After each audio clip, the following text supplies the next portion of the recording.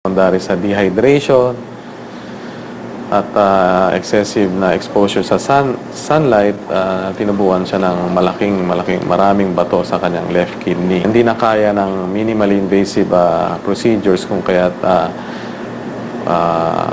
we opted for an open procedure sa kanya. Sa kung ka na lang nakita yung... Tulad ni Melissa, binuksan din ang tagiliran ni Crisanto.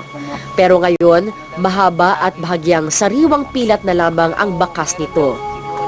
Pero dahil open surgery ang ginawa sa kanya, hindi pa siya pwede gumawa ng mabibigat na gawain, tulad ng pagbubukid. Mas matagal ng recovery pagka yung open procedure ang ginawa natin. Kasi marami tayong tissues na na-damage, nahiwa yung muscle niya, yung fascia at yung mga nerves niya, naapektuhan din yan. So, ang ganitong mga kaso, usually 1.5 to 2 months ang recovery period. Kaya ngayon, ang panganay na si Jomar muna ang magtatrabaho sa bukid ngayong tag-ulan. Nung nalaman na hindi ako makapagsaka yung anak ko, hindi na tinuloy yung pag-aaral kasi sa PUP, nag-exam na doon sa scholarship, pumasa. Kaso lang, nung nalaman niyang hindi ako makapagsaka yun, hindi na itinuloy yung susunod na lang taon daw na mag-aral siya. Baka sakali daw makapagsaka na ako. Siya sabi niya, mag-aral daw ako kasi mahirap yung buhay. Pero mas maganda muna yung sa isip ko. Mas maganda muna yung tulungan siya sa bukid. Kasi wala kayong makain. 15 lahat ito. Hanggang ngayon, hindi pa rin makapaniwala si Crisanto na ang mga batong ito ay nanggaling sa loob niya. Hindi ko nga akalain na ganun kalalaki at ganun karami yung tatangganin nilang bato sa kidney ko eh. Kaya tama pala yung sinabi ng doktor na nakita sa x-ray na malala na pala yung kidney ko. Pwede ko palang ito ikamatay. Maluwag na sa loob ko na tanggal na yung matagal kong pinaghihirapan doon sa loob ng katawan ko. Bukod sa laser, open wound operation at eutyclast na pamamaraan para tanggalin o tunawin ang bato sa kidney, may mga natural na paraan di umano para magamot ang sakit na ito. Tulad ng pag-inom ng gamot na gawa sa sambong.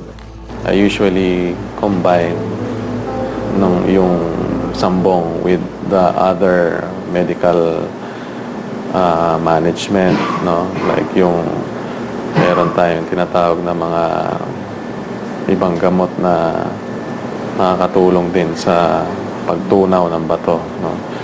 Dahil wala gaanong senyales na may bato na sa kidney, kailangan maingat tayo sa kinakain at iniinom at magkaroon ng regular na check-up. In terms of lifestyle, actually, like I said, healthy living. Drink a lot of water. Kung sabihin nila, yung mga pasyente na, for example, pasyente na meron ng konting scar or damage sa kidney, dapat siguraduhin hindi sila nakaka-impeksyon sa ihi. Linilimit nila yung pagkain na mayaman sa protina, mukha ng mga meat, ganyan. Generally, ganun eh. But again, routine screening, that would help para masigurado na okay ang kidney. Tuwing buwan ng Hunyo, ipinagdiriwang ang Kidney Month. Layunin nitong bigyan ng pansin ang kahalagahan ng ating mga kidneys o bato.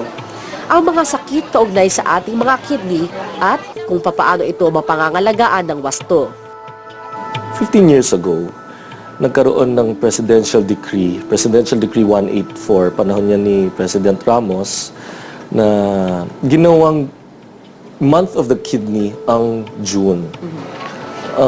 Since that time, dito sa NKTI, we celebrate. Inaano namin yung Kidney Month para to make kidney diseases known to the public. Dito sa National Kidney and Transplant Institute, naghahanda sila ng mga aktibidad at nagbibigay ng libreng konsulta o check-up ng kidney kaugnay sa selebrasyon ng Kidney Month. Marami kami mga activities, meron kami mga free check-up, Meron kami mga lay forum para maipahiwatig sa mga kababayan natin kung ano talaga ang kahalagahan ng kidney sa katawan natin. Kaya hanggat wala pa tayong masamang nararamdaman, ugaliin na natin magpatingin sa doktor at huwag magpabaya sa ating kalusugan. Ako po si Bernadette Zambrano, ang inyong naging correspondent.